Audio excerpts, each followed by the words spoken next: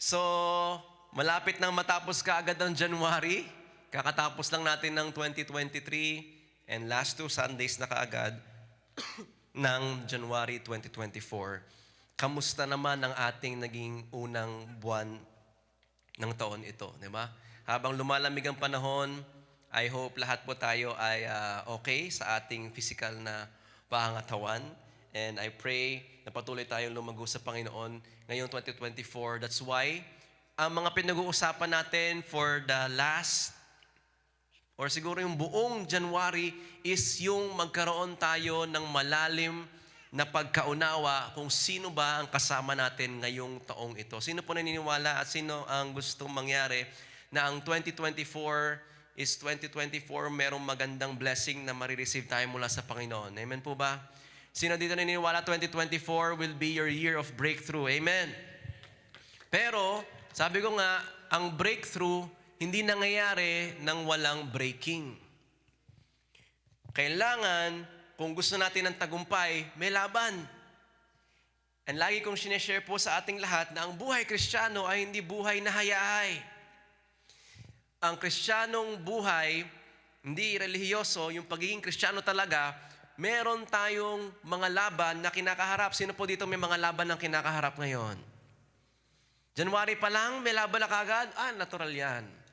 Because kung gusto mong lumago, there will always be pain. Kung gusto nating mag-improve, there will always be a struggle. Imposible na gusto mo sabihin sa Panginoon na, Lord, this 2024, makakalaya po kami sa utang. Sino po nananalangin ng ganoon? 2024, makakalaya kami sa utang. Amen. Sino dito naniniwala, 2024, maayos ang relationship namin sa family? Sino dito nangangarap, Lord, 2024, mapupuno natin yung cinema? Kailangan marunong tayong humarap sa mga bagyo ng buhay. Ang akala ko noon, pag naging Kristiyano ka, of course, may pabor ang Diyos sa'yo. Of course, may pagpapala ang Lord sa'yo. Pero, katulad ng isang bata, sa umpisa, binibigay sa'yo lahat. Nung bata ka, nung baby ka, katulad ng si Hadasa, lahat nung iyak niya, lahat nung kung kayang ibigay, ibibigay. Pero nung panahon kailangan mo na mag-aral, nung panahon kailangan mo na at kaya mo na, may mga panahon naman na ang blessing para sa'yo ay hindi blessing kasi parang hindi mo gusto yung blessing. Ang blessing para sa atin, yung penge gatas, bigay gatas. Penge pagkain, bigay pagkain. Pero pag, anak, time for school, ay iba na, hindi na blessing yun. Pero sino naniniwala, mas madaming pwedeng ibigay ang eskwelahan, mas madaming pwedeng ibigay ang experience ng buhay kaysa gatas lang. Sino dito, tanongin mo yung katabi mo, naggagatas ka pa? Hindi yung full cream milk, ha? Sino dito yung katabi mo, tara lunch tayo. May baon ako. Paglabas ng baon niya, baby bottle. Anong dala mo ngayon? Sushi. Wow! Sa'yo, corned beef. Pagdating ng isa, meron akong dalawa. Gusto mo share pa tayo? May extra bottle ako. Ano yun? 30 years old, 40 years old, nasa trabaho kayo, tapos mga laborer pa yung iba. O kaya yung iba talagang lalaki. Pagdating mo, anong meron ka ngayon? Dalawa, extra gatas. Wala namang masama sa gatas, pero may season kasi na tayo ay nasa panahon ng binibigay ni Lord yung kailangan natin, may season naman na kailangan mag-grow ka na. And I believe 2024 is a season for you to grow. Sabi mo sa katabi mo, lalaki tayo. Hindi yung lalaki yung katawan mo o yung tiyan mo, kundi kailangan mo mag-grow. Not in age. Maraming nag-grow in age, pero hindi nag-grow in mind.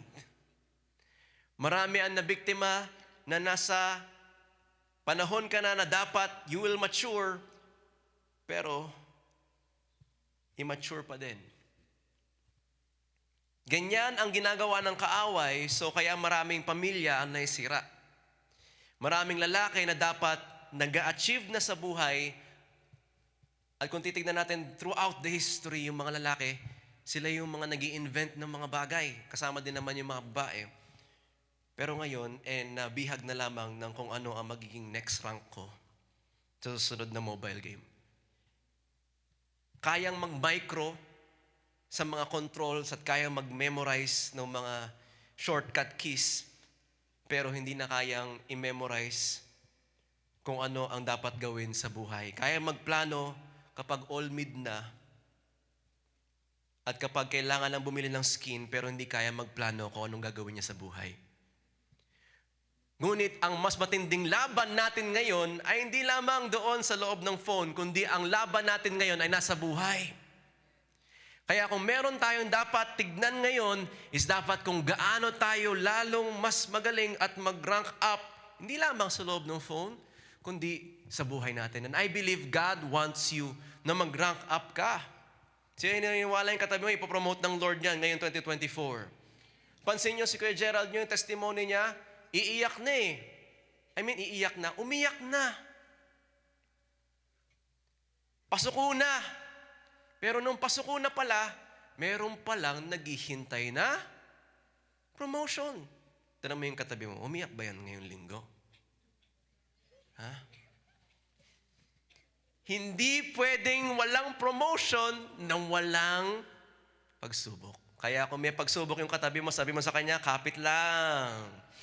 Promotion is coming. Dalawa lang yan. Kapag umiyak ka dahil sa mali mong pagkakagawa, it's time to learn. Pero kung umiiyak tayo dahil ginagawa naman natin yung tamang gawin, ayun ang pinagkaiba. Dalawang klase ng pag-iyak. Dahil sa maling desisyon o sa tamang desisyon, yun nga lang talagang mahirap eh. Kasi pag gusto mong gumawa ng tama sa mundong ito, mahirap talaga. Kaya for the past few Sundays, ang pinag-usapan po natin, dapat kilala mo ngayong 2024, sino kasama mo? Saan ka dumidepende?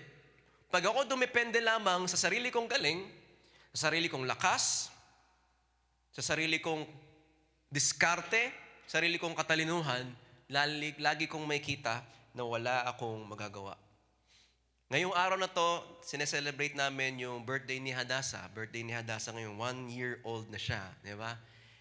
And before pa mag 1-year-old si Hadassah, last week, nag-preach ako sa inyo. Di ba? Kung mapapansin nyo, medyo hindi maganda yung timpla ko noon. Hindi dahil sa masama yung loob ko, kundi hindi maganda yung pakiramdam ko. Hindi ko alam na nung Monday, aatakihin pala ako sa puso, hindi sa puso, kundi heartburn.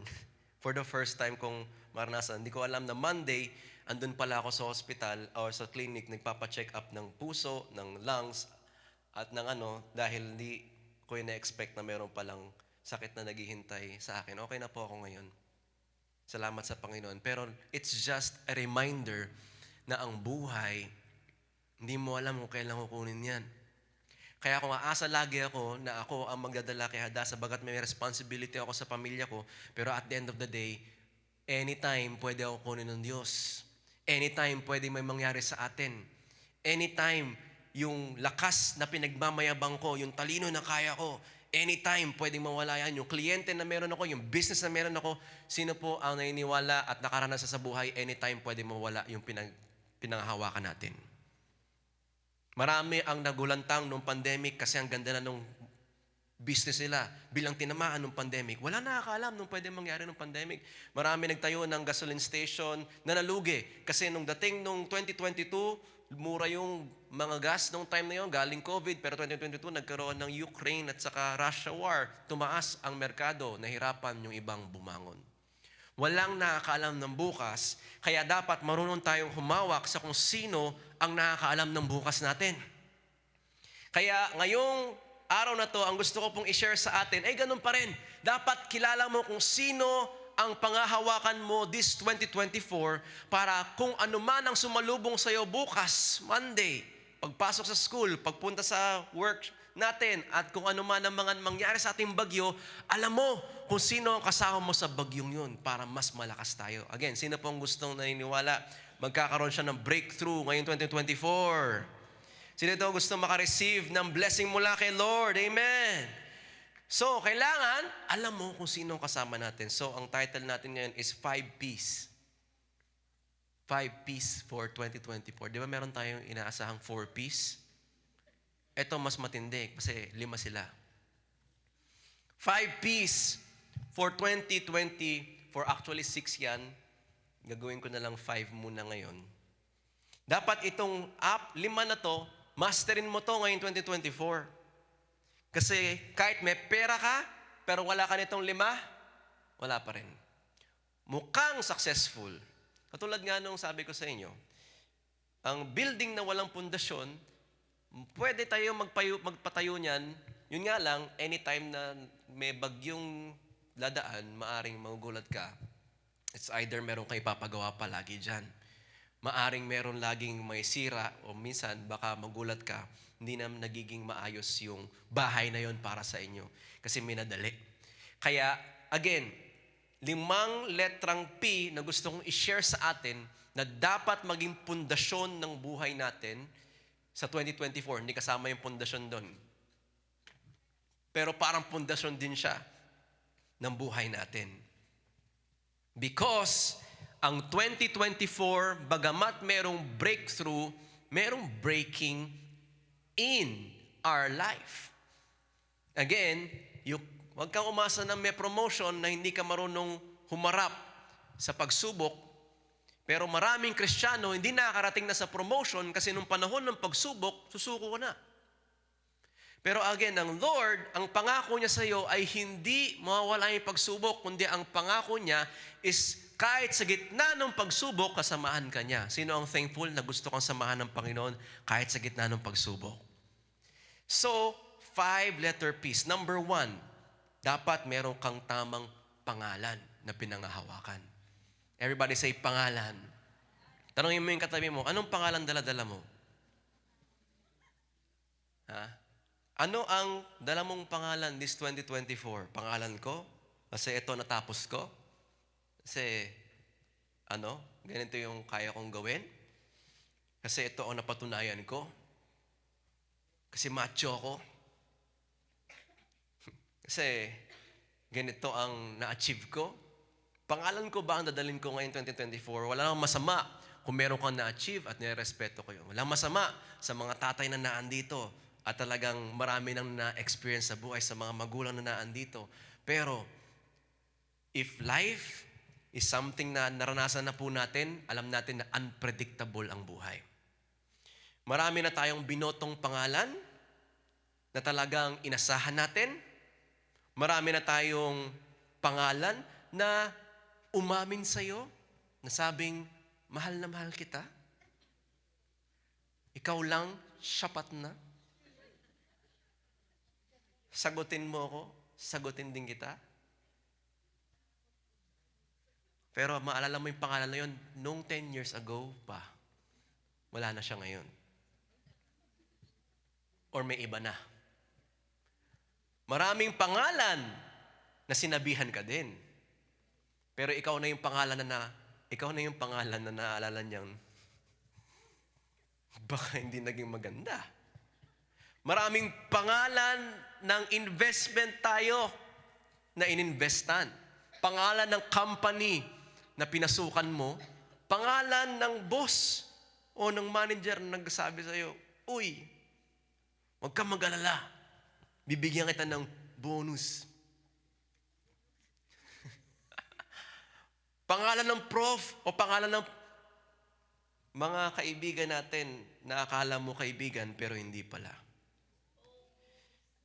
Anong pangalan ang dala mo ngayon 2024? Anong pangalan ang aasahan mo? O kaya ito ay pangalan ng bias mo?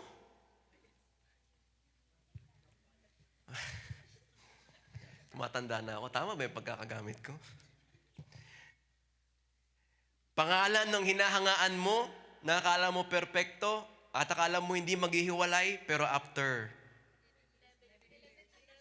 11 years, 10 years, kayo bahala. Di ba? Anong pangalan ang dala-dala mo? Di ba? Kapag hindi ka marunong pumili ng tamang pangalan na pangahawakan, yari ka. Marami kang hugot. Tanongin mo yung katabi mo ulit, kaninong pangalan ka? Pumunta tayo sa pamilya natin. Pag sa pamilya naman natin, anong sabihin ng iba? Yung pangalan ng pamilya natin, tayo yung lahi ng ganito. Mahirap lang talaga tayo kasi dito tayo pinanganak sa Muntinlupa. Loob lang talaga tayo. Di ba? Ito talaga yung angkan natin, talagang malalaki ilong nito mga angkan natin na ganito. Wala talagang, pagtingin mo ng kutis ng iba, kutis mo, siya ay maputi. Ako ay 50 Shades of Grey. Di ba? Parang, ano na ba ang aking pangahawakan? So, pumuha ka ng pangalan ng skin white, umasa ka sa pangalan ng Silka, o kaya ng Koji-san. Nakikita nyo kung gaano kadaming pangalan ang ating pinangahawakan? Kapag kumain kayo mamaya, nung nag-invite sa'yo at sabi niya, ako naman lilibre sa'yo, saan mo gustong kumain? May pangalan kang naiisip. McDo, Andox, Chooks to Go, Samgyup. Ang mundo ay nasa pangalan, pero yung mga pangalan na yon, nag-asara din. Mga pangalan na yon, kumukupas din. Pero sino dito ang gustong humawak sa isang pangalan na kapag nangako, hindi napapako? Paano kaya kung meron akong introduce na pangalan sa inyo ngayon na kapag siya nagsabi na may plano sa iyo, parang hindi mangyayari pero mangyayari pala? Wala siyang scandal, wala siyang hidden agenda, wala siyang conspiracy. Ang gusto niya lang talaga, mangyari yung pangarap niya para sa iyo. At I believe itong pangalan na to, alam niyo na, yun yung kinakanta natin kanina, yung pangalan ng Panginoong Jesus sa buhay natin. Kaya kung meron kang pangahawakan ngayong 2024, kaninong pangalan lang? Sabihin mo sa katabi mo, kay Jesus lang. Wala namang masama kung may pangalan yung katabi mo at mangarap kayong parehas.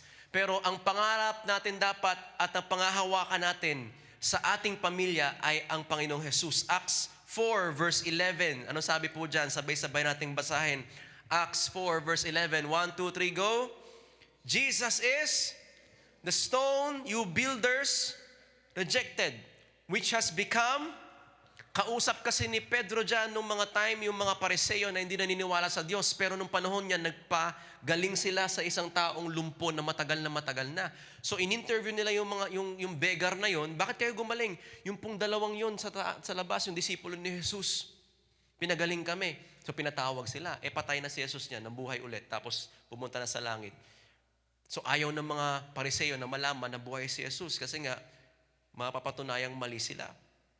At di rin naman sila naniniwalang buhay si Jesus. So sabi nila, paano nyo napagaling to?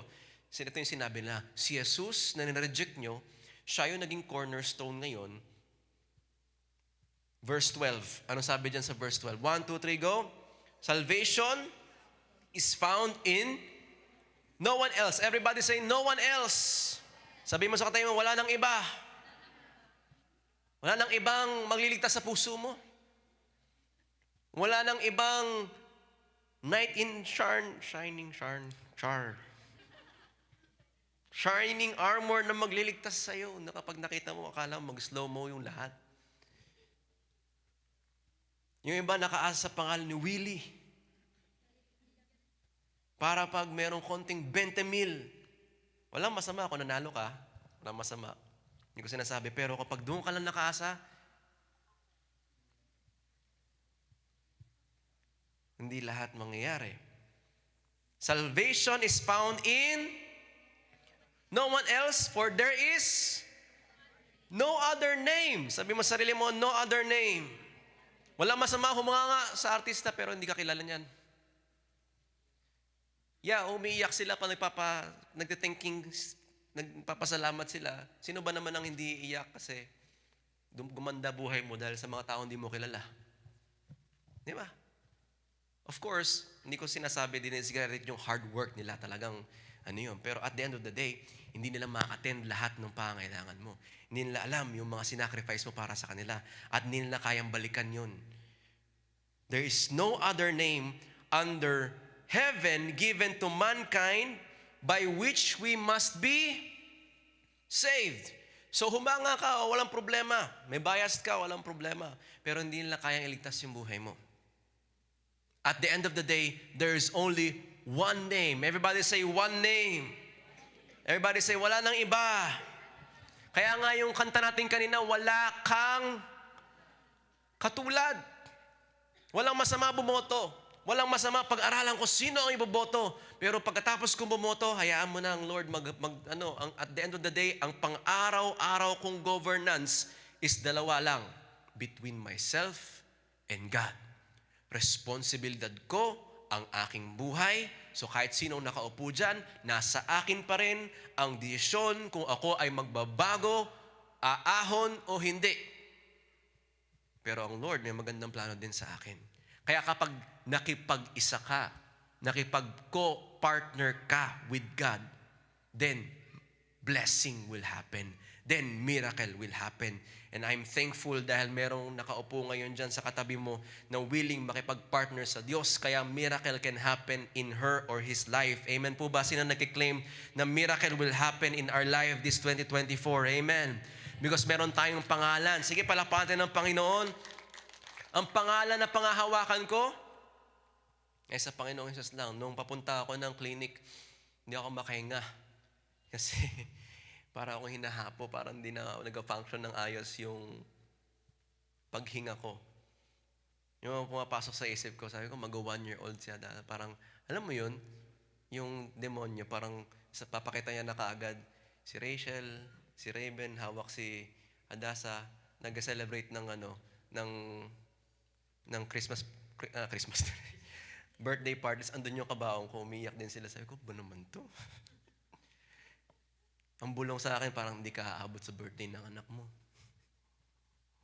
Sabi ko, paano yun? Lalaki siya, fatherless. Alam mo yun, pag nandun ka sa ganun sitwasyon, kahit di mo iniisip yun, kahit ako pa yung nag-preach sa unahan, prone ka pa rin pala sa ganun. Sino ito nakaranas ng mga ganun klase ng pag-aalala? Hindi naman life-threatening, pero maaring yung iniisip mo na yung mga sobra na. Kaya pag wala kang pangalan mo, lagi ko reply doon, Lord, pangalan mo, pangahawakan ko, kakapreach ko pa lang sa'yo nung Sunday. Alam mo, hindi papahiya pangalan mo. Tinatawag ko ang Jehovah Rapha. Heals my body. You are my Jehovah Rapha. Alam nyo, nung nagkaroon yung Samsung ng pumuputok na phone, Samsung S8 ba yun? Sino nakakatanda noon? Gumawa sila ng phone, pumuputok yung battery. Ang ginawa nila, pinatawag nila lahat nung bumili noon, sabi nila, babalik namin yan. Solin nyo yan, i-refund namin. Bakit willing yung company mag-refund ng isang produkto na depekto kahit malulugi sila doon? Bakit? Kasi ang may sira ay, ang pinoprotektahan nila, hindi lamang yung customer, ang pinoprotektahan nila ay yung. Kaya pag naninira yung company sa iba, nung sumisikat pa lang yung Mang Inasal, umuso sa Facebook yung may lumusot na uod dun sa sa chicken. Nung sumisikat yung ibang mga burger ba yun, yung Bled Talk, basta merong mga gano'n, pag nagisiraan, may mga ganoon na Bakit? Ang pinoprotektahan ng kumpanya ay yung, pag nasira yung pangalan, yung customer, hindi ka naman talaga lang sa lasa pumapasok, kundi yung pangalan din. Kahit masarap yan, pero pag nasira ang pangalan, hindi nakakapapatok ang customer. Bakit? There is power in the name. Kaya sabi ko, Lord, pag may nangyari sa akin, kaka-preach ko pa lang ng healer ka, pangalan, hindi naman sa nanunumbat ako, pero pangalan mo mapahiya. Pero ang sabi lang ng Panginoon sa akin, mapanatag ka lang, I am your healer. And sino po naniniwala na sa buhay natin, kailangan natin ng pangalan ng Panginoon ang panghawakan because He will do miracles in your life. Amen po ba? So, sabi mo sa katabi mo, pangalan lang ni Lord. Kaya nga, in your life, marami kang pwedeng panghawakang pangalan. Peso, pwede mo panghawakang pangalan yan. Pwede mo panghawakang pangalan yung mga artista o kung anumang mga pwede nating panindigan sa buhay. Pero at the end of the day, ngayon 2024, kung gusto nating maging strong sa kabila ng mga pagsubok, kaninong pangalan lang? Kaninong pangalan lang? Yun lamang. Kapag may pagsubok, kanino tayo lalapit? Salvation is found in no other name. Kanino lang? Kapag meron nangyayari sa pamilya namin, kanino ako tatawag? Kay Jesus. Kapag meron nang bumabagabag sa utak mo ng 3 a.m., hindi mo na alam kung anong gagawin. Na hindi na kayang isolve ng bank account mo. Hindi na kayang isolve ng loan mo. Hindi na kayang isolve ng buhay natin o kung ano mang diskarte natin. Natawag ako sa pangalan that is no other name but Jesus. Sino ang thankful na si Jesus willing tayong samahan ngayon 2024? Come on, sino ang thankful sa pag-ibig ng Panginoon? Come on, let's give Him praise. If you believe na itong pangalan na to, willing siya dahil namatay sa krus para sa'yo. Ganon yung love niya para sa'yo eh. Na kahit tayo na nagkasala, siya pa ang nagbayad para sa atin. So ano number 1 letter P natin? Pangalan.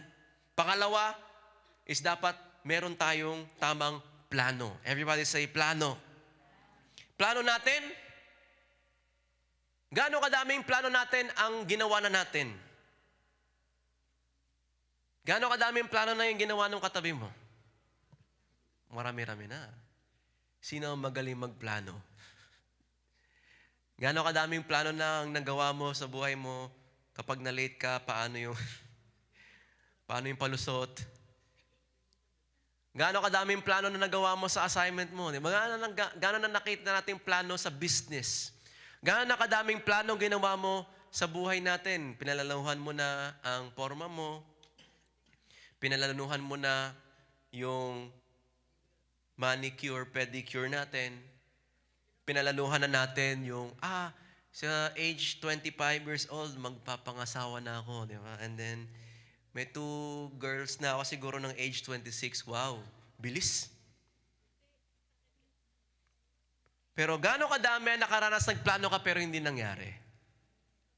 Gaano kadami nakaranas nagplano ka pero yung plano mo parang at the last minute, may pagbabago nangyari. Di ba?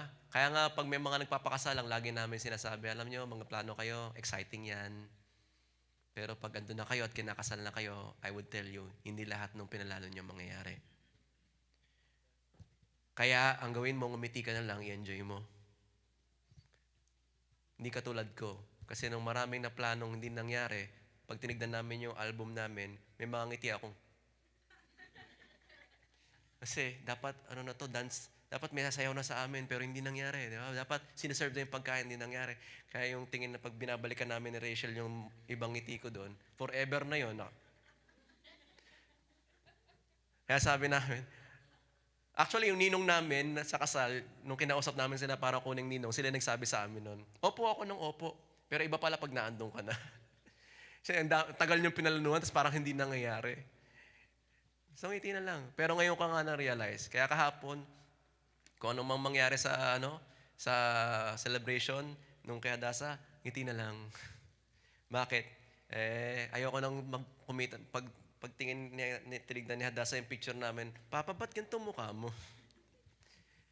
Kaya sabi mo sa katabi mo, hindi lahat ng plano mangyayari.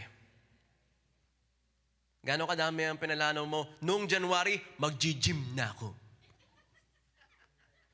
Kasi pagtingin mo nung weight mo nung January, ay naku po, napadami ako ng sangyup. Napadami akong leche plan. Ay sabi ng mga ibang klase natin, mag-gym kami. Kayo ba? Oo. Nung araw na. Di ba? Gaano kadaming labas ng tropa ang nauwi sa drawing. Kaya minsan, ang natutuloy pa ay yung mga biglaan. Ang plano ng tao medyo nakaka-frustrate kasi hindi mo masyadong gets. Kaya maraming stress sa mundong ito. Kaya ngayong 2024, kaninong plano ang pangahawakan natin? Plano ko pa rin ba? Hindi ko sinasabi na huwag na tayong magplano, kundi ganitong gawin natin. Since kilala mo na, kaninong pangalan tayo? Alamin natin kung anong plano niya. Kasi sino naniniwala ang Lord may plano para sa atin? Sino po naniniwala si Lord magandang plano para sa atin? Tulungan mo ako mag-encourage sa katabi mo, sabi mo, may plano si Lord sa buhay mo. Sino naniniwala the best ang plano ng Lord sa buhay natin? Yun nga lang ang tanong, alam mo ba yung plano ng Lord? Kaya maganda na nandito tayo sa church ngayon, nakikinig tayo, may mga cell tayo because diyan natin malalaman yung plano ng Lord para sa'yo. Alam mo ba na planado ng Lord kung sino ang mga pangasawa mo? Oo, kung may kinig ka lang sa Kanya, sana marami ng heartbreaks na hindi nangyari sana sa'yo. Sana, kung nakinig tayo sa Kanya, maraming investment na sana hindi lugi, na sana okay na pala ngayon. Pero hindi na tayo nag-isisihan dito ngayon. Tapos na. Sabi mo sa katabi mo, let go. Pero ngayon, na meron kang desisyon na pwedeng gawin, I would suggest, para maiwasan natin ang future heartbreaks, dahil kilala ko na yung pangalan, at alam kong napakaganda ng plano niya sa akin, ganitong gagawin ko. Lord, ikaw po ang mag-direct sa akin, kasi alam ko mahal na mahal mo ko. Again, sino po naniniwala mahal na mahal tayo ng Panginoon? Sino po naniniwala maganda ang plano niya para sa atin? Sabi mo sa kanya, sabi mo sa katabi mo, alamin natin ang plano ng Lord. Proverbs 3 verse 4 to 5. Sabi po dito, basahin natin sabay-sabay. Hindi yan yun. Proverbs 3 verse 4 to 5. Sabi dyan, trust in the Lord with all your heart. Magtiwala tayo sa Diyos ng buong puso, and do not lean on your own understanding. In all your ways, ano daw? Submit to Him or acknowledge Him, and He will make your path straight. Ano pong ibig sabihin ng verse na to? Magtiwala sa Diyos ng buong puso at huwag tayong umasa sa ating own understanding. Yung understanding ko nung Monday, kakaiba na. Sabi ko, eto na ba to? Diba? Hindi ako makahinga. Nagpapalpitate yung puso ko. Namumutla na ako kada hinga ko. Diba? Tapos nag-flash na yung picture, hindi ka aabot, hindi ka aabot. Nalaki si Adasa nung walang tatay. Understanding ko yun. Pag pinagana ko yung understanding dito sa cinema, magkano gastos natin dito? Ay, malaki. Sabi ko, pero yun yung understanding ko. Pag sumunod ako sa Panginoon, nung tinawag niya ako, graduate ko pa lang ng college, sabi ko, Lord, mag-a-apply na ako. Nag-apply ako sa company na gusto ko. And then, initial interview, Marks and Spencer. Sabi ko, wow, ayos to, Marks and Spencer. Initial interview, 20 kami. Tapos secondary interview, 10 na lang yun. No? And then 3 na lang, final interview. Yun nga lang, nung time na yun, bigla akong tinawag ng Panginoon, papastor ka. Sabi ko, Lord, no. Hindi ako magaling sa tao, nahihiya ako magsalita. Ni group report nga, hindi ako makapagsalita noon sa mga klase ko. Thesis ko nga, nanginginig ako para lang makapagsalita. Sa harap pa ako sa tao, si Papa na lang. That's my understanding. I wonder kung anong understanding nung katabi mo. Sabi mo sa katabi mo, tanongin mo siya, how's your understanding? Anong understanding nung katabi mo? Hanggang dito na lang pamilya natin. Anong understanding nung katabi mo? Wala nang pag-asa ang pamilya natin. Anong understanding nung katabi mo? Wala nang magmamahal sa akin. Pag-understanding mo, wala nang magmamahal sa'yo, kung sino man ligaw sa'yo, papatusin mo na bakit? Baka wala nang pumato sa akin. Pero kung understanding nung katabi mo, ay hindi, maganda ako, ginawa ko ng Lord na maganda, so dapat maghihintay ako ng tamang standard ng Lord. Kaya nga, pag alam mo kung sino ka at tamang understanding mo, ano sabi sa verse? Trust in kanino? Kaninong pangalan? Pag sinabi ng mundo, wala kang, hindi mo kaya. Pag sinabi ng mundo, hanggang dyan na lang. Pag sinabi ng mundo, sa Pilipinas ka, mahirap talaga. That's your own understanding. Pero when you trust in the Lord with all of your heart and lean on your own understanding, anong gagawin ng Panginoon? In all your ways, acknowledge Him, and He will make your path straight. Hindi ko kaya noon. Hindi ko ini-imagine na ganito ang mangyayari. Pero ba't tayo dinala ng Panginoon dito? Hindi sa galing ko o kahit sino, hindi sa pangalan ko, kundi ba't tayo nakarating ng cinema? Bakit ginala ng Panginoon yung katabi mo? Bakit may mga miracle na nangyari sa atin last year? Because you trust in the Lord. Sino po ang gusto magtiwala pa sa Panginoon ngayon 2024? Sino nagtitiwala sa Panginoon na kaya ng Panginoon iahon ang buhay natin? Amen. Sige po, yung mas malakas na palakpak pa para sa Panginoon. If you believe that God is a God of breakthrough, trust in the Lord. Sabi mo sa Kanya, trust in the Lord. Sabi mo sa kabilang katabi mo, trust in the Lord. Huwag ka masyadong magmadali. Kung nakita mo yung mga ibang kaklase mo, meron na, huwag ka mag-alala. Sabi sa Bible, may nauunang nauhuli. At may mga nauhuling nauuna. Instead na hanapin kong sino ang para sa akin, i-appreciate ko sino na muna nagmamahal sa akin ngayon, yung Diyos. Pangalawa, i-develop ko yung sarili ko kung sino ako talaga. Amen po ba? Kaya, at the end of the day, trust in the Lord. Kung meron naghihintay dito sa mga nag-work o sa mga nasa home office, if you umasa ka lang sa understanding, laging mahirap. Nalala niyo yung story ni Jesus nung kasama niya yung disciples, tas nagkaroon ng bagyo. Tapos nagalit yung mga disciples kasi nakita nila si Jesus natutulog. Ano yung understanding nila nung time na yon? Ginising nila si Jesus. Gising!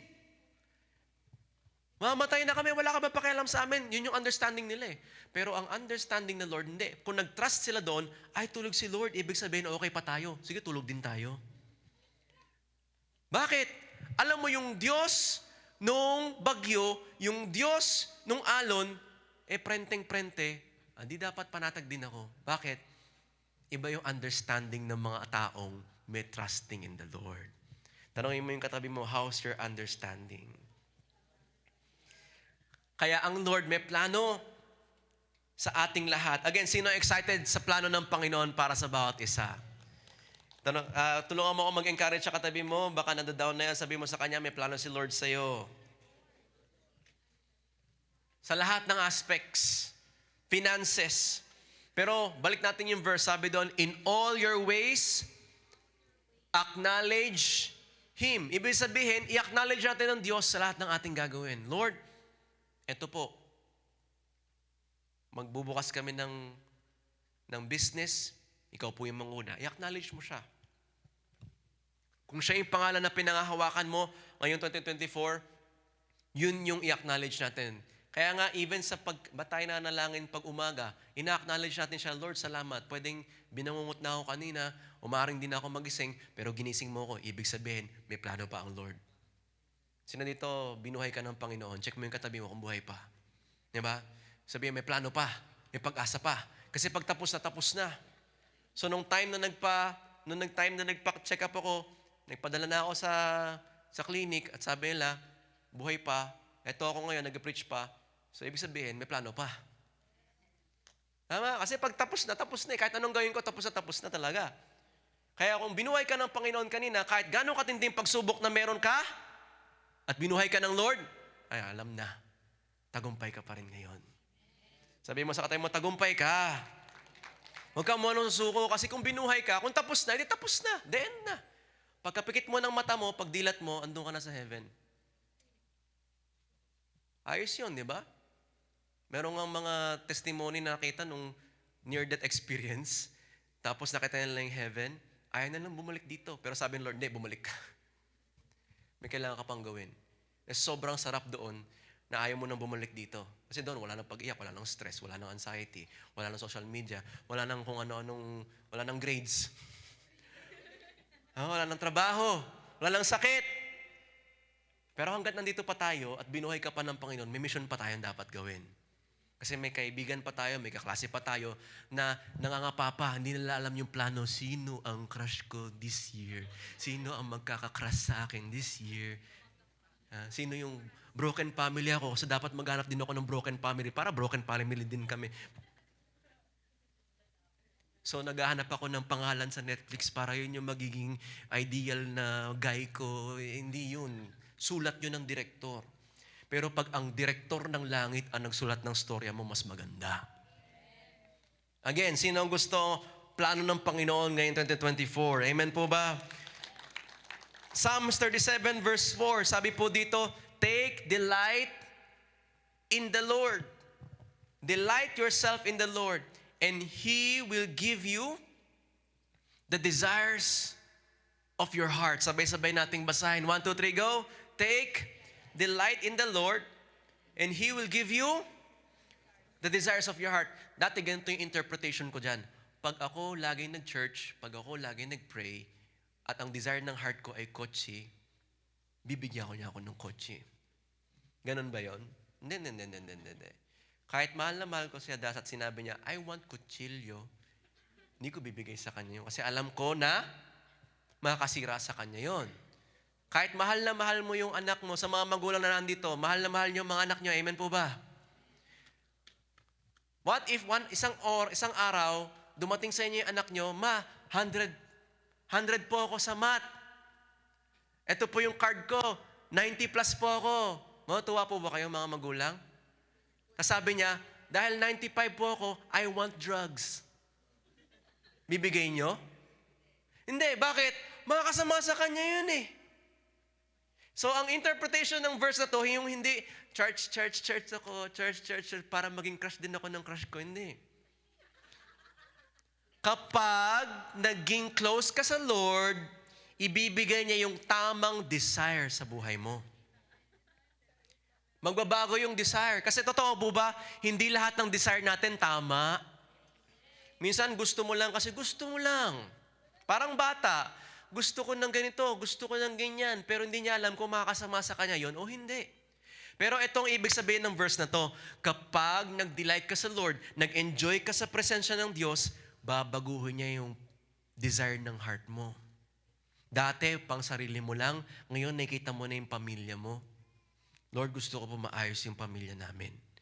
Dati sumisimba lang ako para yumaman, para magento. Pero ngayon, Lord, hindi na po. Nakikita ko na kung ano yung mas magandang plano mo para sa amin. Thankful po ako sa mga magulang na naandito, mga employee na naandito, and of course, sa mga estudyante na naandito. Especially sa mga magulang nun, of course, mas madami na po kayong experience. Pero sa pag-submit nyo po na makinig every Sunday, because hindi na, kahit ako yung ginagamit ng Panginoon, at the end of the day, salita naman niya yung sinasabi, at the end of the day, when you delight in the Lord, nagbabago na yung desire. Sino dito, umaamin, binago ni Lord yung desire ng puso mo nung lumapit ka sa Kanya? Diba? Dati pang sarili lang. Pero ngayon, Lord, gusto ko na pong makapag-invite. Dati hindi ko, i-invite mo yung sarili mo sa church, parang ang hirap. Pero ngayon, nag-i-invite na. Dati, Lord, ang understanding ko, pag ako nagbigay, ako mawawalan. Pero ngayon, grabe, wala lang question sa kanya yung pag-tithe, yung pag-offering. Bakit? Kasi I understand na kapag ako nagbigay, ina-acknowledge ko na ang Diyos ang supplier ko. Pag hindi ako nagbigay, pinuputol ko yung connection sa supplier. Yun nga lang, walang truck na dadating sa amin ng pagpapala kapag putol lang supplier namin. Kaya pag nag-tithes ako, pag nag-giving ako, I delight myself in the Lord. Nagbabago na yung desires ng puso ko. Hindi na pera ang master ko, si Lord na. At kapag si Lord na ang master ng buhay ko, yung pera, walang problema. Bakit? He will supply for all my needs. Amen po ba? Sige po, palakpakan po natin ng Panginoon. Give Him glory, give Him praise. Ano number 1 natin? Pangalan. Kaninong pangalan? Kay Jesus lang. Pangalawa, plano. Kaninong plano? Plano ni Jesus para sa atin. Kaya tayo nagbabasa ng Bible, hindi para maging relihiyoso. Kaya tayo nag-church, hindi para ma-check ito. Oy, nakapag-church ako. No, that's just being religious. Pero, if you want to have relationship with God, may kipag-meet ka sa Kanya, Lord, I want to take delight in you. Diba, nung sa home office, nag-start ako, ang dami kong mga questions. Ang dami akong takot kasi takot ako makipag-usap sa mga kliyente. Baka naman, mga kliyente mo, mga kano. Hindi naman ako. Magaling ako magbasa ng subtitle sa anime at saka sa Netflix. Pero pag yung magkasalita ka na, how are you? Can I just reply on chat? Ganun na lang siguro, mas madali. Kasi pwede ko pa ma-check yung grammar ko doon. Pero kapag, di ba? Yung how are you nila, hindi naman laging, I'm fine, thank you. Yung dapat mo, how are you? I'm fine, thank you. And you, parang grade 1.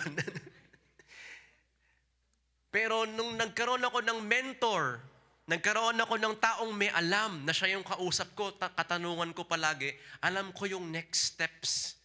Kaya pag si Lord ang naging mentor ng buhay natin, si Lord ang naging karelasyon mo, naging partner mo in life, laging siya yung tinatanong mo through your cell leader, through pastors. Then, makikita natin, Lord, ano pong kailangan gawin? Nag-scale up na kami. Anong kailangan gawin, Lord? Ganito yung nangyari sa pamilya namin. What's the next step? Then alam mo na, He will make your path straight. Now, eto ngayon ang pagsubok. Ay, hindi kasama sa letter, sa 5 P's yun. Siguro next time. Pero may pagsubok kasi. At ganito yung nangyayari sa maraming Kristiyano. Kilala nila si Jesus. Alam nilang may plano siya. Yun nga lang, kapag lumakad ka na patungo sa plano na yun, gumigive up sa gitna kasi nga, andyan na yung tinatawag na pagsubok. Hindi yun yung number 3 natin. Yung number 3 natin is yung solusyon para kapag may pagsubok ka, ito yung pangahawakan mo. Number 3 is pangako. Everybody say pangako. Eto na. Gaano kadami ang nangako sa buhay mo. At gaano kadami din ang napangakuan mo. Kala mo, ikaw lang, no? Laging tayo'y napapangakuan. Pero alam mo ba, sino dito nakaranas? Tayo ang nangako, pero hindi mo rin nagawa. Minsan tayo din ang pinangakuan, pero hindi rin natin nakuha. Ang pangako ay isang bagay na ibinibigay sa atin, pero ngayon, kapag may pagsubok, parang akala mo, hindi na ginawa ng Panginoon yung pangako niya kasi may pagsubok. Pero ngayon, gusto ko bang klaruhin sa atin na ang pagkakaroon ng pagsubok ay hindi pagkakawala ng pangako. Hindi ibig sabihin na may pagsubok ka, nakalimutan na ng Lord ang pangako niya sa'yo. Ito pa nga ang mas matindi kung kaya mo itong tanggapin sa buhay mo ngayon kasi medyo mabigat to. Kapag may pagsubok, ito ang patunay na on process na ang pangako ng Lord sa buhay natin. Minsan, ang pagsubok pa ang patunay na nangyayari ng pangako ng Lord sa buhay mo. Kung kaya mong i-receive yun sa buhay natin. Kaya nga sa Panginoon, walang sayang. Ang pagsubok, ginagawa niyang benefits din sa'yo. Ang pagsubok, ginagawa niya yung blessing in disguise sa'yo. Kapag nasa Diyos ka. Pero pag wala ka sa Diyos, yung pagsubok maaring dala ng mali nating desisyon. Ang tawag doon, ayokong sabihin. Baka magalit kayo. Di ba? Foolishness sa Tagalog. Mali pala sa English. Pag tinagalog ko, medyo masakit sabihin. Ito yung mas mababaw na version, kapalpakan. Kasi ang tao, pag gumawa ng plano, pumapalpak. Ang Diyos kapag gumawa ng plano, hindi pumapalpak. So kung may pagsubok, hindi kaya yung pagsubok na yon ay paraan lamang ng Diyos para ituro sa iyo ang isang bagay patungo dun sa pangako niya sa iyo. Kaya pag wala ka sa Diyos, pumapalpak. Kasi akala mo tama, yung pala mali. Akala mo masarap, yung pala pahamak. Akala mo buhay, akala mo tama yung investment, akala mo siya na, akala mo ito na to, akala ko ganito na. Yun nga lang, walang prayer, walang pagtanong sa Panginoon, walang Jesus, walang plano. So, anong nangyari? Palpak. Kaya ang sabi mo, ay mali. Oh no, di ba? Pero, kapag na kay Lord ka, may pangalan, may plano, at ano yung pangatlo? Ang pagsubok ay patunay na nangyayari na ang pangako ng Lord sa atin. Kaya sino dito may pagsubok na kinakaharap? Ibig sabihin, kung sa Shopee, yan na yung shipping. Your pangako is already shipped. Nasa on the water, on the ocean, to receive na. Tingnan natin, 2 Corinthians 1 verse 20. Basahin natin sabay-sabay. 1, 2, 3, go. For no matter how many promises God has made, they are, come on, yung meron ng lakas ng loob, they are, yes, yun lang. Kapag hindi kay Christ, yes, no, maybe. Talaga? Ako lang talaga ang love mo? Yes, Paxman, cross my heart, ready to die. Pero paglingon, promise? Ako lang talaga, wala nang iba. 12 years old kayo nung time na yon. Promise? Oo, ikaw lang, paglaki. Totoo yan ha, hindi scam to. Pag ako nag-invest dyan, bro, talagang mag-invest ako. Walang problema, hindi scam to. Oh. Pagkabigay ng pera, wala, hindi na nag-reply. Di ba? Kasi madaming plano, maraming pangako, ay ito, matibay to. Pag binili ko to, matibay to. Oh, itong bahay na to, walang depekto to. Itong kotse na to, walang depekto. Oh. Ang tao, pwedeng ipako yung plano niya, pero ang Diyos pinako sa krus para patunayan yung pangako niya gagawin niya para sa atin. Kaya kung meron akong aasahan ngayon 2024, pangalan ni Jesus, plano ni Jesus, pangako ni Jesus sa buhay natin. Because God's promises are yes, yes in, and so through Him, the Amen is spoken by us. Sino magasabi ng Amen? Sino magasabi ng Amen? I mean, wag niyo sabihin Amen. Pero na-appreciate ko, tama naman parehas yung pagkakaunawa nyo. Pero sabi sa verse, sino daw magsasabi ng amen? Ano mo bang ibig sabihin kasi ng amen? Sino nakakalam ng amen? I agree, I receive. Kaya si Jesus yung nagsabi ng yes. Kaya pag nag-amen tayo sa church, hindi yun yung, akala nyo kasi yung amen parang ano lang yes, church, Christian, amen, di ba? Kaya madami tuloy, nahihiya magsabi ng amen kasi akala nila yung pag sabi ka ng amen, wala, Christian ako. Pero ang ibig sabihin ng amen, I agree, I receive. Sino nagsabi ng yes? Sino nagsabi ng yes? In Christ.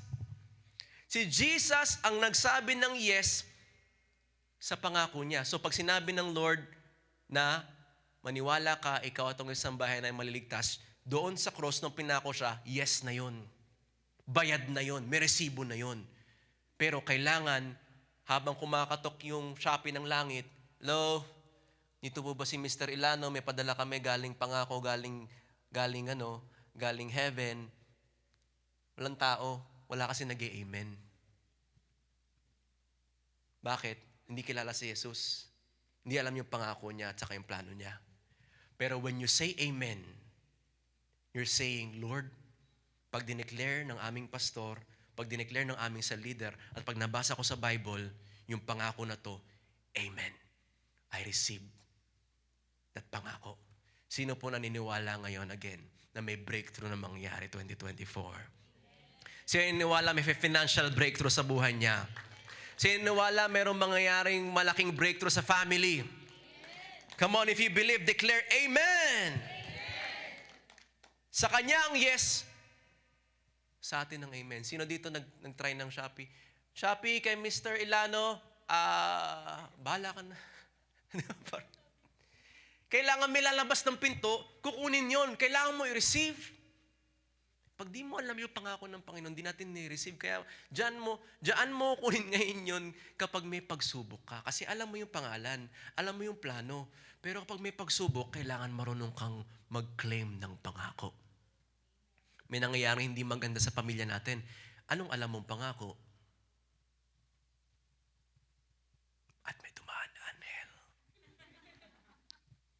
Kaya namin kayo, mag-download ka ng Bible app, mag-search ka sa Google, anong pangako ng Lord about sa family. I-print mo yun. Wala akong pakialam kung print lang sa inkjet or glossy paper o kung gusto mo ipa-frame. Diba? Kung gusto nyo magpa-print, kaya na Ma'am Shiwena, pwede kayo magpa-print. Dikit nyo sa CR kung kailan, para every time na iihi kayo doon, the promises of God is yes and amen.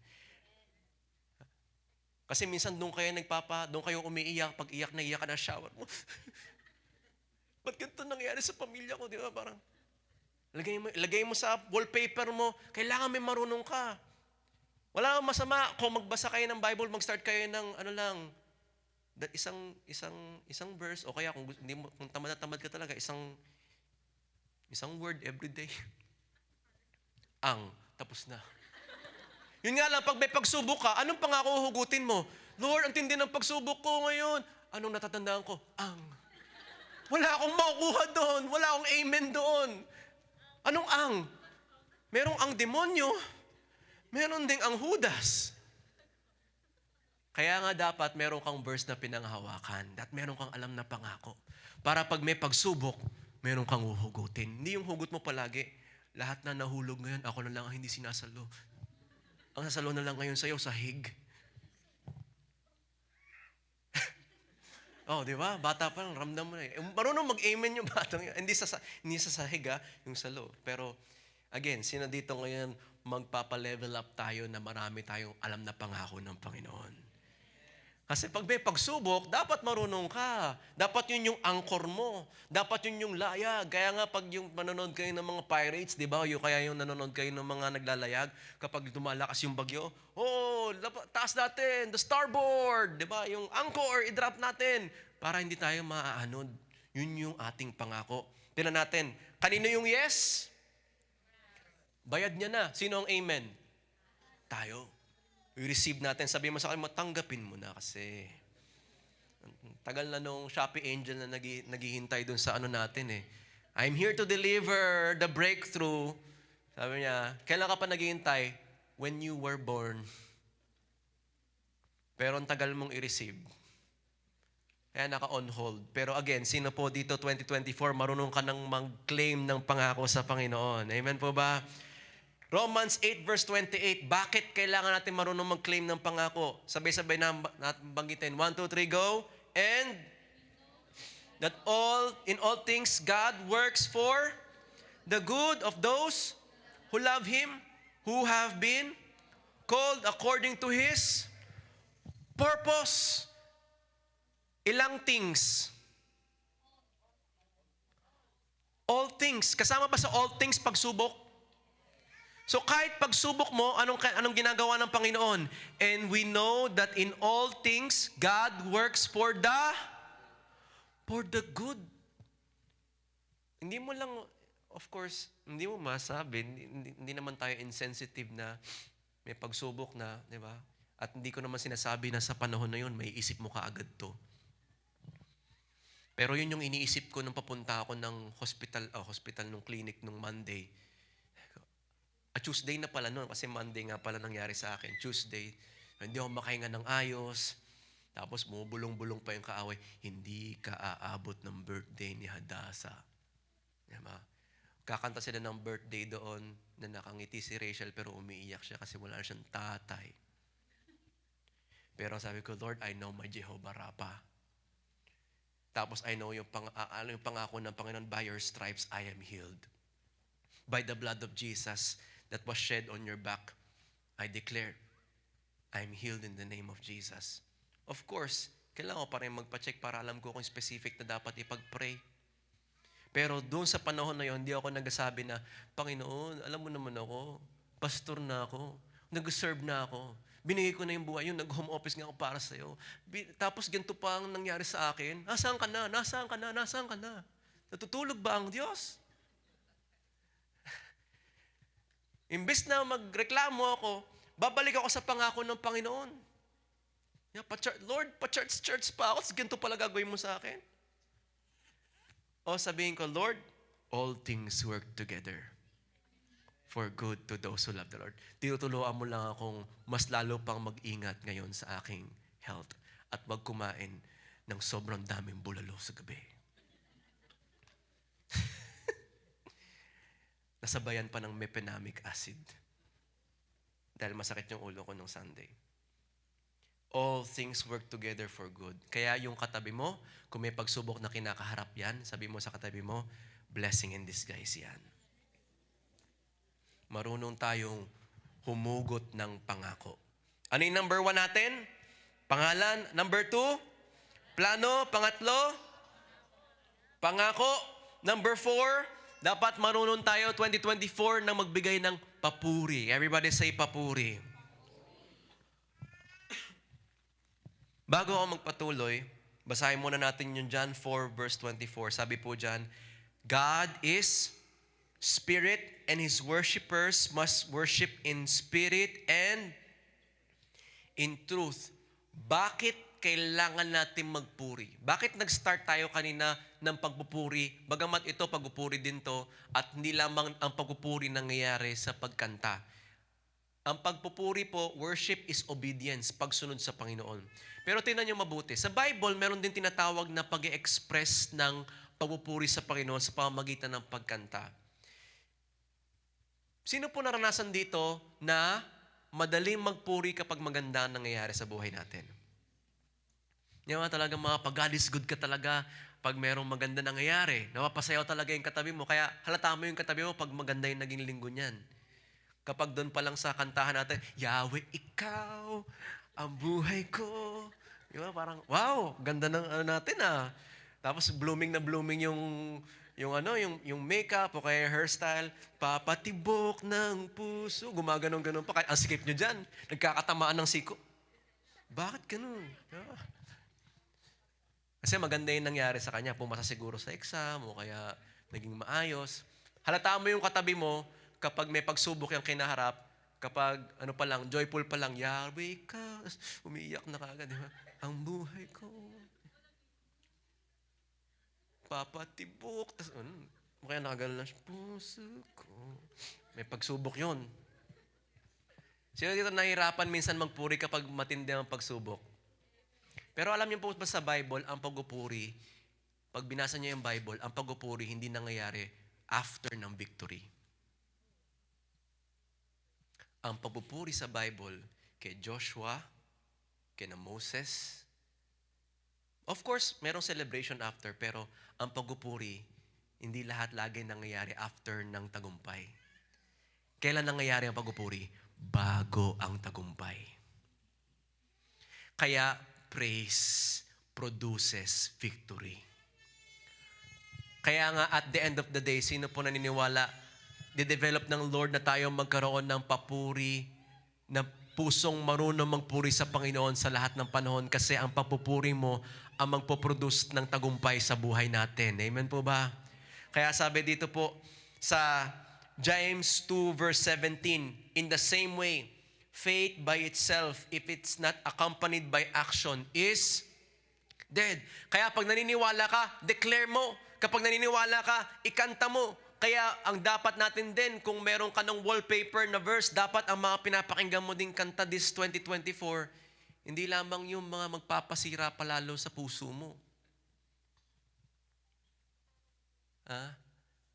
Wasak ka na nga, winasak mo pa sarili mo. Yung playlist mo dun sa Spotify, basag. Para hinihintay mo kapag makulimlim o kaya kapag maulan, doon ka sa may bintana, as the raining man, di ka ba nangangate? Ay, mali yata yung mali yung lyrics ko. Hindi masama yun, hindi ko sinasayo. Pero yun lang pumasok sa isip ko kasi yun yung narinig ko sa noon papacheck ako ba't di lagi yun? Di ba? Alam namang may sakit na nga ako, antindi na nga, papaklinik na nga ako, tapos mapapakinggan ko pa yung mga kanta na magda-down sa akin, di ba? Baka pinakinggan ko pa yung huling sayaw. Baka yung kinanta ko nun habang dinadala ako dun sa sa hospital. Ito na ba ang huling sayaw? Nakalimutan ko na yung kamikase, yung tagal ko nandiyan. Pero dapat ang pinapakinggan natin, kaya kung meron kang pinanghawakan, yung mga papuri sa Panginoon. Because you need to recharge yourself. Araw-araw may laban, araw-araw merong mga pagsubok. Amen po ba? Minsan yan masanay ka na kasi alam mo kapag ikaw ay champion, umagahan mo na ang stress. Stress are the breakfast of the champions. Bakit? Kasi pagkagising ng champion, kailangan mag-training ka agad ako kasi kailangan. Nag-iisip na kaagad yan. Kaya kapag meron kang, pag CEO ka, o kaya kapag business owner ka, Akala mo hayahay sila at nakaupo lang sila doon. Hindi. Kaya sila nakaupo kasi ang tumatakbo sa kanila, mutak. Di ba? Kaya, if you are a champion, stress are the breakfast of champion. Problems are the breakfast of champion. Pero, ang nutrition dapat ng Christians, kung ang stress are the breakfast of champion, is worship. Kaya we need to have a life of worship. Proverbs 4 verse 23. Ano pong sabi dyan? Proverbs 4 verse 23. Sabay-sabay po nating basahin. 1, 2, 3, go. Above all else, guard your heart, for everything you do flows from it. Kaya palitan natin yung playlist natin. Dapat yung mga playlist natin, yung nagbibigay buhay para sa atin. Yung nagbibigay ng pagtitiwala mo sa pangako ng Diyos sa'yo. Di ba? Hindi yung lalo ka pang may sira. Takot ka na nga, ang pinapanood mo pa, lalong ano, di ba? Alam mo yung ginawa ko noon? Nung, yung mga naibiktima ako palagi, hindi na ako makahinga ng ayos. Chest pain, and then lower abdomen. Pumunta na ako kay Dr. Google. Wrong move na naman ako. Dr. Google, nakalagay, tumor. Sabi ko, patay, tumor yata to. Kasi andun lahat eh. Check. Kaya nung dinadala na ako sa ospital, kaya pala, binigyan ko ng butas yung kaaway para ako nag-iwan ng bukas na bintana. Papasok syempre yung magnanakaw doon, sabihin niya. Kaya ako nakakarinig ng boses na mamatay ka na nung time na yon. Hindi dahil sa hindi ako iniiwan ng Panginoon. Nagbigay ako ng butas sa demonyo. Bakit? Nagbigay butas ako sa fear. Sa sinerch kong sintomas, chest pain, tumor, stomach, cancer. Sabi ko, patay kang bata ka. Sabi ko, kaya pala hindi na ako nagyaganito dapat dati. Tinanong ko na lang kay Jai. Nagpa-check up na lang talaga ako. Kasi dapat hindi mo maging maingat ka sa pinapakain mo sa puso mo at saka sa isip mo. Yung tenga natin, saka yung eyes natin, meron tayong eye gate, ear gate, supernatural yan. Kaya ang tawag sa eyes natin, it is the window to our soul. Hindi lang yun dahil sa pagtinignan mo yung tao, kaya may kita mo yung tao pag nagkasala o kaya pag may atraso sa'yo, hindi makatingin sa'yo ng diretso. Bakit? Kasi alam mo, natatago niya sa bibig niya, natatago niya sa lahat, pero sa mata hindi. Kaya kung anong pinapanood natin, anong pinapakain natin, anong pinapakinggan mo, pansinin mo yung mga nasabi sa'yo ng bata ka pa na mga sakit na salita hanggang ngayon, tanda mo pa rin. Kaya dapat maging maingat tayo sa kung anong pinapakinggan natin, anong pinapanood natin, magpapalapit ba yun sa Diyos o hindi. Ang nangyari, kilala mo si Jesus, alam mo yung plano niya, alam mo yung pangako niya, pero pag dumadaan ka na sa pagsubok, hindi ka marunong bumalik sa pagpupuri. At instead na pangako niya yung pinadaan mo sa sarili mo, yung mga discouragement pa sa mundo. Sino ito na magpapalit ng lifestyle? Ang lagi nating intake ngayon is worship galing sa Panginoon. Amen po ba? So, ano yung number 1? Pangalan, plano, pangako, papuri, and last is presensya ng Diyos. Kasi yan ang the best. Ang pangako ng Diyos sa atin pala, in this world you will have tribulation, but take heart, for I have overcome the world. Gaano katindi ang presensya ng Panginoon? Exodus 33 verse 15, sabi po dito ni Moses, then Moses said to him, kausap ni Moses si Lord nung time na yan. Sabay-sabay nating basahin. 1, 2, 3, go. If your presence does not go with us, kausap niya si Lord niyan.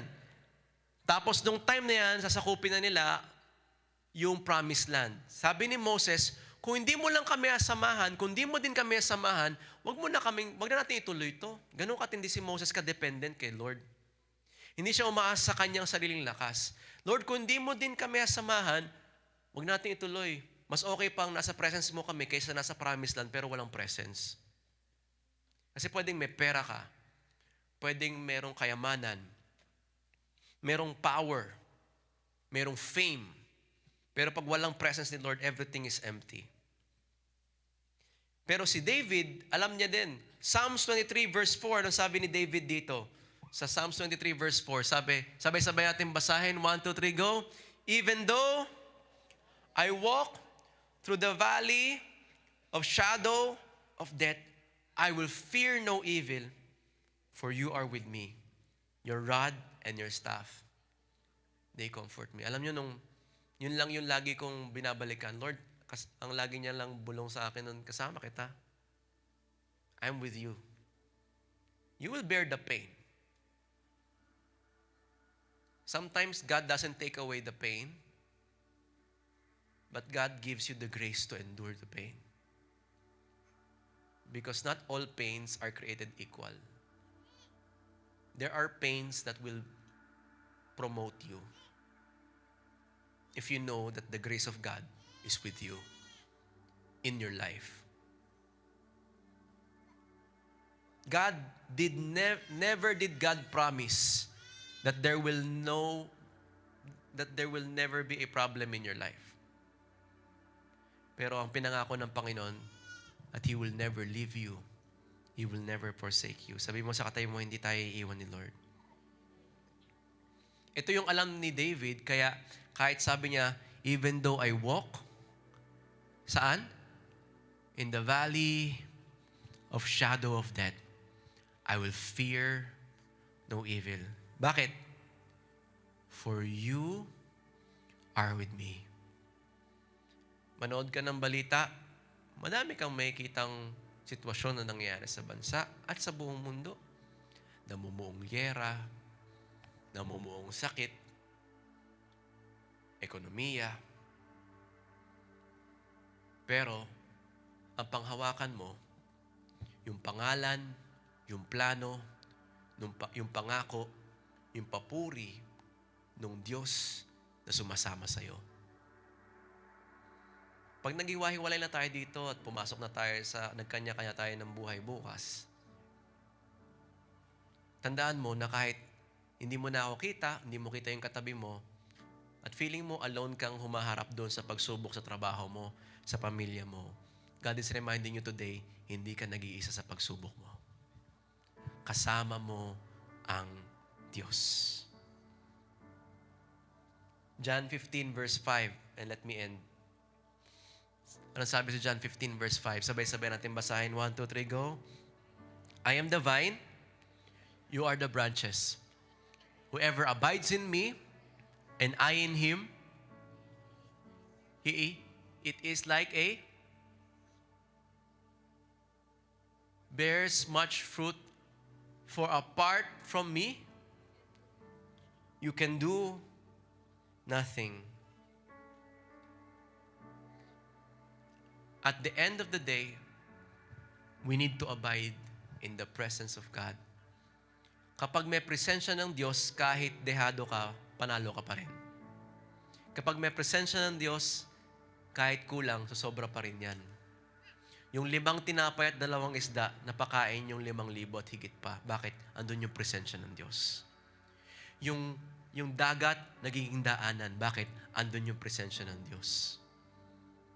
Yung patay na bubuhay. Bakit? Andun yung presensya ng Diyos. Yung imposible, nagiging posible. Bakit? Andun yung presensya ng Diyos. Pwedeng alam mo yung pangalan ng Diyos, alam mo yung plano ng Diyos, alam mo yung pangako ng Diyos, alam mo yung papuri ng Diyos, pero wala yung presensya ng Diyos. Kailan? Kapag di tayo nakikipagniig sa Diyos. Kaya nga, ang pagiging Kristiyano, mas mahirap sa pagiging relihiyoso. Kasi ang pagiging relihiyoso, nakafocus lang magawa yung dapat pinapagawa. Pero pag Kristiyano ka, talagang i-develop mo yung relasyon mo sa Diyos. Hindi object si Lord na kapag nagawa mo na tapos na, hindi. Babantayan mo lahat ng buhay mo ngayon. Babaguhin natin lahat ng buhay natin. Bakit? Ang ayaw nating mawala, yung presensya ng Diyos sa atin. Kapag sinamahan ka ng Diyos, lahat ng impossibilities magigiba. Pero kapag wala yung presensya ng Diyos, kahit posible, magiging imposible. Kahit lamang ka, talo ka. Kahit sobra ka, pero empty pa din. Bakit? Walang presensya ng Diyos. Tanong, sino dito ang gusto mong maranasan ang presensya ng Diyos ngayong 2024? Sino dito sino dito excited? Marami tayong testimony maririnig mga pinagaling ng Panginoon ngayon 2024. Sino nag-look forward? Maraming testimony. May kita tayo ng mga pamilya na binubuo ng Panginoon ngayon 2024. Sino na excited? Maraming breakthrough, supernatural financial blessing ngayon 2024 in your life. Amen. Bakit? Pag presensya ng Diyos ang sumama sa'yo, kahit dehado, panalo pa rin. Kahit kulang, sumusobra pa din. Kahit imposible, naging posible. Kapag may presensya ng Diyos, grabe ang kayang gawin ng Lord. It is the generator of miracle in our life. Ano yung 5 P's natin? 5 P's for 2024? Pangalan, plano, pangako, papuri, presensya. Hindi pwedeng mawala ang isa dito. Lahat. Kaya pag inisip mo to bilang assignment, pagiging religious yun. Ay, ang hirap. Pero pag inisip mo to, ganito lang yung relationship eh. Di ba? Pag may kaibigan ka, kilala mo siya. Pag may kaibigan mo siya, may pinaplano kayo. Pag kaibigan mo siya, may pangako kayo sa isa't isa. Pag kaibigan mo siya, binabati mo siya, pinupuri mo siya. Pag kaibigan mo siya, gusto mong lagi mo siyang kasama. Ganon ang Panginoon sa atin. And I believe, pag itong 5 letrang pinato, mangyari sa atin. So, sa cells natin, yun yung dapat nating palaguin. Kaya huwag kayong magtaka kung ang cell leader nyo, kakamustahin kayo doon sa 5 yun. Bakit?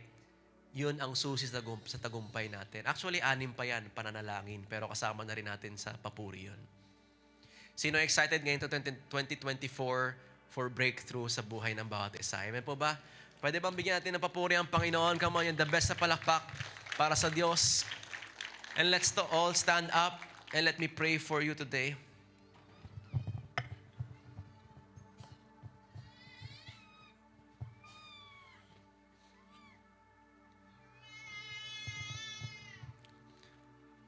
Maaring meron kayong letter P na pagsubok na kinakaharap in your life. Or maaring letter P na pag-iyak. Diba? O kaya pagdadalamhati. Pero panghawakan natin yung 5 letter P na binigay ng Panginoon sa atin ngayon. And I believe breakthrough will happen in your life today. Ganito yung gagawin natin. First, I will offer a prayer for accepting Jesus as their personal Lord and Savior. Maring merong first time, second time, o third time na naandito ngayon. And I want you to make a commitment of relationship with God. Sabi sa Bible, when you declare with your mouth, Jesus is Lord, and believe in your heart that God raised Him from the dead, then you will be saved. John 3:16, for God so loved the world that He gave His only begotten Son, that whosoever believes in Him will not perish but will have eternal life. So, when you pray this prayer, ina-acknowledge mo na, Lord, naniniwala po ako sa iyo. I declare that you are Lord. I declare that you, and I believe na ikay namatay at muli na buhay para sa akin. Then I believe with all my heart, with all my faith, that God will enter your heart today at sasamahan ka niya bilang karelasyon. So it's not about the prayer, it's about your believing heart today. And then pangalawang prayer na gagawin natin ngayon is that hingi natin ng tulong ng Panginoong Jesus para palaguin pa tayo doon sa 5 letter P's na papalaguin natin ngayong 2024 in our life today. So eyes closed, heads bowed, para hindi ka ma-distract ng katabi mo ngayon. If isa ka doon sa first time, second time, o third time na gusto mong sabihin sa Panginoong Jesus, Lord, I want to make a relationship with you today. Sumunod ka lang sa maikling panalangin ito with all of your heart. If you could declare it with your mouth, mas maganda. Doesn't matter gaano kalakas, ang mahalaga, you believe it with all of your heart. Sabi mo ngayon sa Panginoong Jesus, Panginoong Jesus, Salamat po sa pag-ibig mo sa buhay ko, na kahit ako'y nagkasala, kahit ako'y madumi, ika'y namatay, ipinako sa krus, inilibing, muling nabuhay, upang bayaran ang aking kasalanan, linisin ang aking buhay, at bigyan ako ng panibagong simula. Panginoong Jesus, tinatanggap po kita sa aking puso, sa aking isip, sa aking buhay, bilang Diyos, Panginoon, tagapagligtas, at hari ng aking buhay. Manahan ka, manguna ka, maghari ka sa aking puso, sa aking isip, sa aking buhay. Salamat po. If you pray that simple prayer, welcome to the family of God. Sige, palakpakan ng Panginoon. Habang nakapikit ka pa rin ngayon, I just want you to raise your hands to God today as a sign of surrender.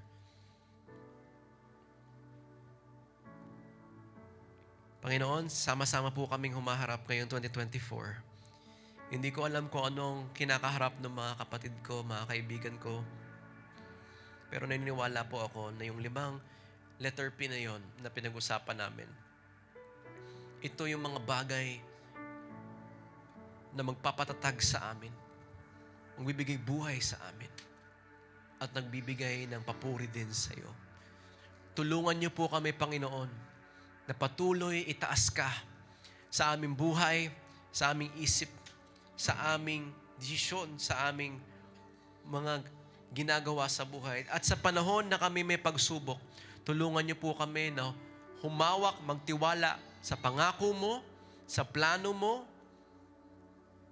sa patuloy, Lord, na pagpupuri para sa iyo, sa pangalan mo, Panginoon, at sa presensya mo na hindi kami iniiwan. Salamat po, Panginoong Jesus. At pinagpagpalain mo po ang mga kaibigan ko na andito ngayon, mga kapatid ko sa Panginoon, na iniwala ako that we will experience breakthrough this 2024. Thank you, Jesus. Lagay niyo na po yung kamay niyo sa inyong puso ngayon. And I want you to have a moment with God today. Make a commitment sa Panginoon. Lord, tulungan niyo po ako. Ikaw na at ng Diyos. Makipag-usap ka sa Diyos. 1, 2, 3, go. As we get ready to worship God one last time today. Kung alam mong kailangan lumalim ka pa sa pagkaunawa sa pangalan ng Diyos, or gusto mo pang marami pang pangako na matutunan sa Panginoon ngayon, sige, makipag-usap ka sa Panginoon. Gusto mo humingi ng tawad, Lord, sorry po kung pangalan ko yung daladala ko noong 2024. Lord, sorry po kung plano ko ang lagi kong inuuna.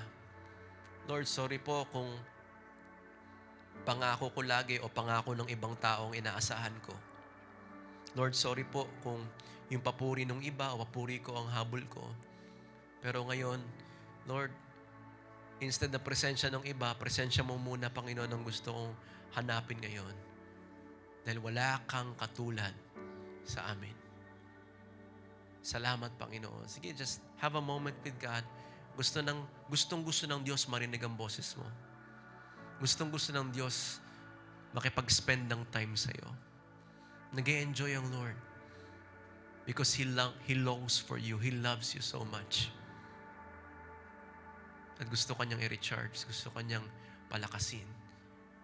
Another laban this week, next month. And He wants to recharge you, to reinforce sa'yo, reaffirm sa'yo na, anak, ipanatag mo loob mo. Ako ang maging kasama mo. Ako ang maunguna sa'yo. Thank you, Jesus. As we get ready to worship God, sige po, let's declare this song as you continue to just have a moment with God today.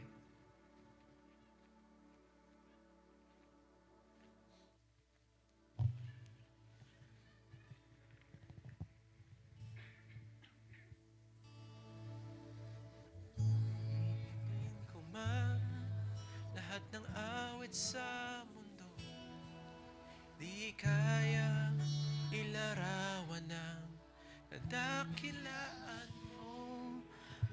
Kulang ang lahat ng tula, kulang maging mga salita upang ihayag ang kabutihan mo. Wala kang katulad, wala nang hihigit sa'yo. Wala kang katulad, wala nang papantay sa'yo. Ikaw ang Diyos noon pa man, maging ngayon at kailanman. Sa habang panahon, wala kang katulad. Yes, Lord, wala kang katulad. Yes, Jesus. Awitin ko man. Awitin ko man lahat ng awit sa mundo, di kayang ilarawan ng kadakilaan mo. Kulang ang lahat ng tula, kulang maging mga salita upang ihayag ang kabutihan mo. Come on, sabi mo sa Panginoon. Wala kang katulad, wala nang hihigit sa'yo. Wala kang katulad, wala nang papantay sa'yo. Ikaw ang Diyos noon pa man, maging ngayon at kailanman. Sa habang panahon, wala kang katulad. Yes, come on, sabi mo sa Kanya. Wala kang katulad, Pinupuri ka namin, Panginoon. wala nang hihigit sa'yo. Wala kang katulad, Yes. wala nang papantay sa'yo. Ikaw ang Diyos noon pa man, maging ngayon at kailanman. Sa habang panahon, wala kang katulad. Wala kang katulad, wala nang hihigit sa'yo. Wala kang katulad, wala nang papantay Ikaw sa'yo. ang Diyos. Ikaw ang Diyos noon pa man, maging ngayon at kailanman. Sa habang panahon, sa habang panahon, sa habang panahon, sa habang Doon, ngayon at magpakailanman. sa habang panahon, wala kang katulad. Balik natin ang lahat na magbuwis sa Kanya ngayon. Jesus, sa'yo ang kapurihan, kalwalhatian ngayon at magpakailanman. Jesus, sa'yo ang karangalan, kapangyarihan ngayon at magpakailanman. Jesus, sa'yo ang kapurihan, kalwalhatian ngayon at magpakailanman. Jesus, sa'yo ang karangalan, kapangyarihan ngayon at magpakailanman. Pupurihin ka sa awit, itataas ang aking tinig, itatanghal sa buhay ko'y tanging ikaw, O Diyos. Higit pa sa kalangitan, ang iyong kalwalhatian, kadakilaan mo'y di mapapantayan. Pupurihin ka sa awit, itataas ang aking tinig, itatanghal sa buhay ko'y tanging ikaw, O Diyos.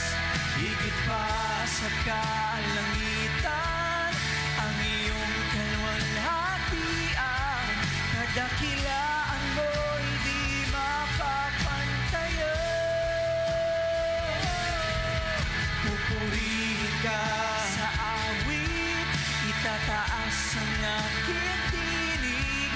Itatanghal sa buhay ko'y tanging ikaw, O Diyos. Higit pa sa kalangitan, ang iyong kaluwalhatian. Kadakilaan mo'y di mapapantayan. O sabi mo sa Kanya, Katulad, wala nang hihigit sa'yo. Wala kang katulad, wala nang papantay sa'yo. Ikaw ang Diyos. Ikaw ang Diyos, noon pa man, maging ngayon at kailanman. Sa habang panahon, wala kang Come on, ng buong puso for the katulad. last time with all of our hearts. Wala kang katulad, wala nang hihigit sa'yo. Wala kang katulad, wala nang papantay sa'yo.